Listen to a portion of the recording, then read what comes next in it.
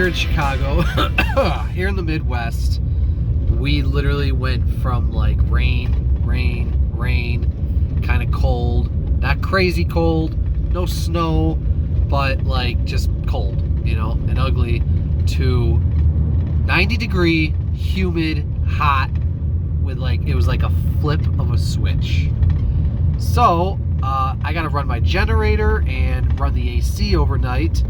I thought I'd make a good video about how I stay cool in the van. This is kind of like a repeat of my temperature control video, but I'll get a little more in depth with how I stay cool in the van. So yeah.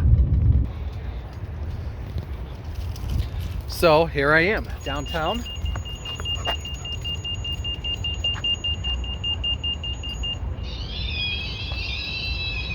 So every time I'm in this area, I hear that sound, and I have no idea what the hell it is.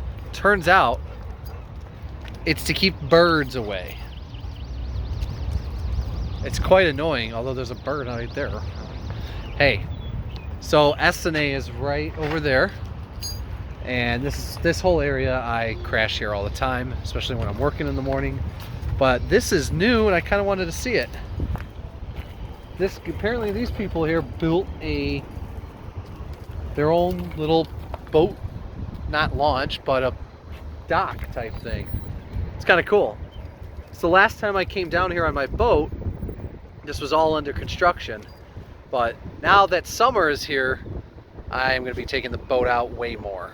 This summer for sure, I want to take the boat out as often as I can. Don't jump in the water, Jax.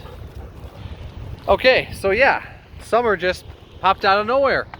It's funny, the next few days is supposed to be kind of hot, and then it's going to cool down like high 60s, but then after that I guarantee you it's going to go right back up. So if you are living in a van and you are in an area where it's super hot, like Florida, what do you guys do to stay cool? How does everybody stay cool? Well, let me show you what I do to stay cool. So check this out.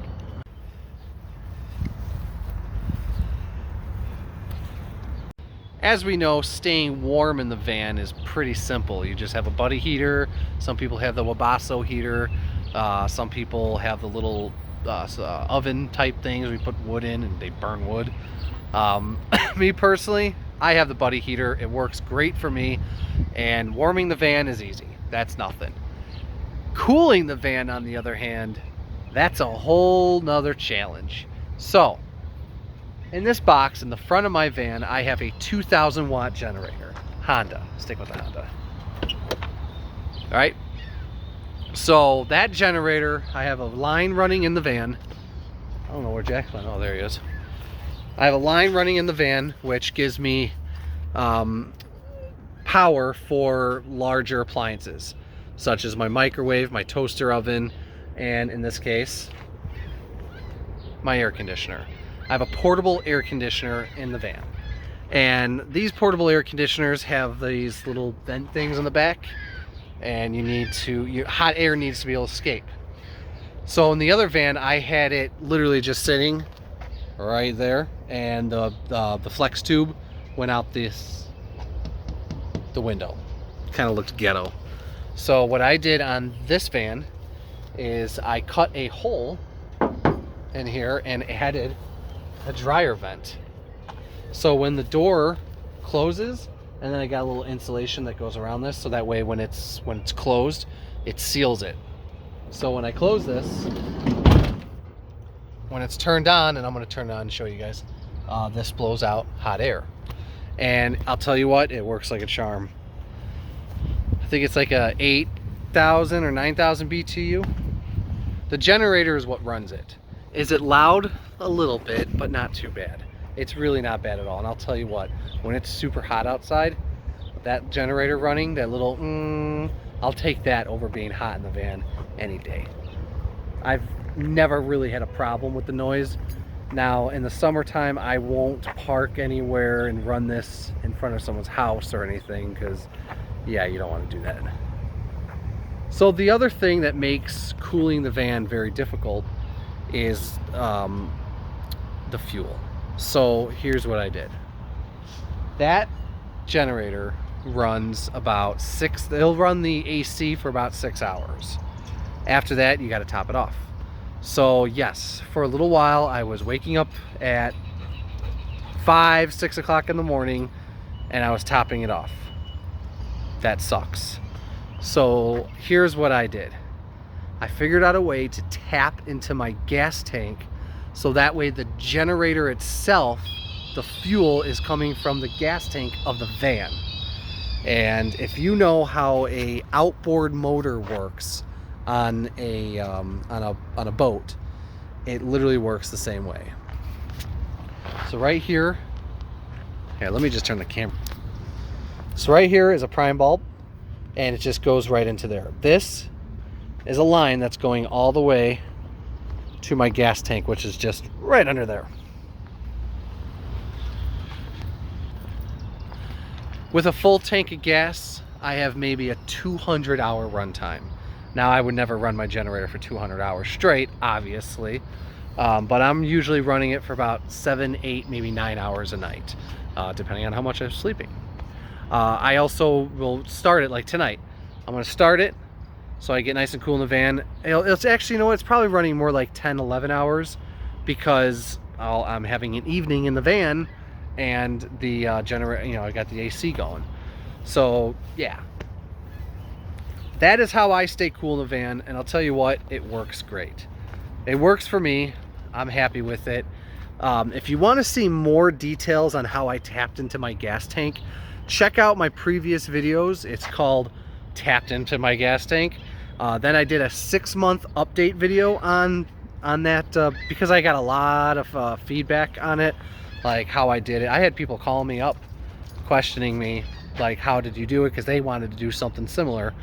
But I also had a lot of negative feedback, people thinking I'm crazy, and it is a little crazy, I'll be the first one to admit. However, if you know what you're doing and you do it right, this is why I did the update videos.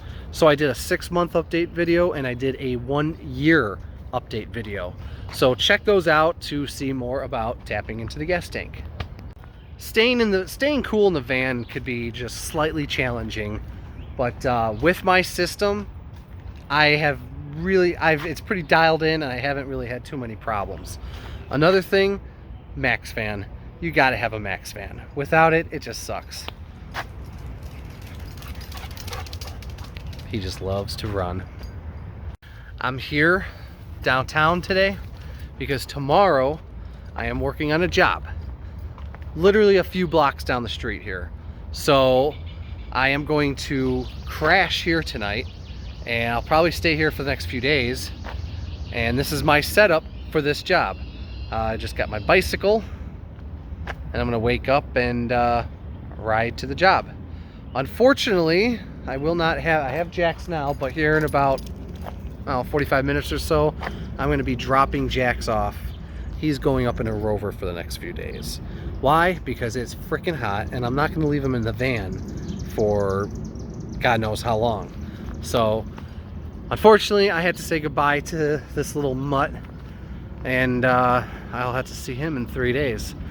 And yeah, Jax goes up in a rover only in the summer when I'm working and I'm in a situation where I can't monitor the van. For example, if I was working at the studio here the next few days, I probably would leave him in the van and either run the generator for the AC for him or be plugged in, which most of the time when I'm at these studios I could just plug it in, which is safer. I don't typically like to run the generator when I'm not there, because if something goes wrong, well, what the shit, you know. And if I'm at the studio during lunchtime or even several times throughout the day, I can go outside and check on him, make sure that the air conditioner is running properly for him, feed him, let him out, yada yada yada. But on this particular job, we're on location and I'm not going to be able to get back to the van, and the odds are I'll have more than a 10-hour day, and I'm not going to leave him in the van on a hot day after, or for 10 hours. That wouldn't be fair to him. So yeah, Jax, bye-bye for the next few days. Okay, I'm going to start the generator and give you guys a little demo on how this works.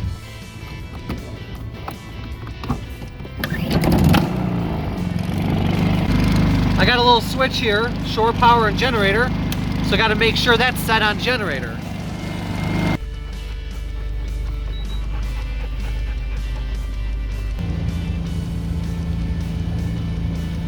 Then right here, I have another power source selector. One's from the inverter from the van, and then the other source is exterior power, which would be generator in this case. So I'm gonna go ahead and hit that switch. Everything just came on. Now I have power for my microwave, toaster oven, and the AC. Now when the generator's running, my batteries are taking a charge too, which is kind of cool. So when I wake up in the morning, my batteries are fully charged. So here it is. Now I could run my AC off the generator overnight. This is really about as loud as it gets. It's not too bad. Actually, I lied. So when you turn on the AC, the compressor builds up, and then what's gonna happen is the generator is gonna rev up. See, like right now, it's just blowing out regular air.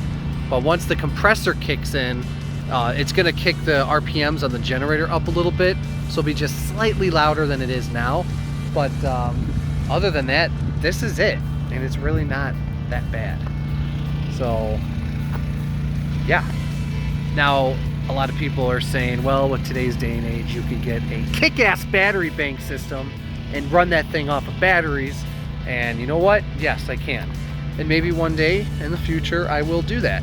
But for now, this is cheap and it's relatively simple and it works. So I'm sticking with that for now. I'm kind of a mechanic type of person, so I do all the maintenance of this stuff myself. And I've been doing this for about, with the generator deal, it's over a year now. It's been over a year since I've tapped into the gas tank, and it's just been working flawlessly. So super happy with it. Right now, I'd say it's somewhere in the 70s. This is actually nice right now. I'll only run the generator with the AC on if I have to.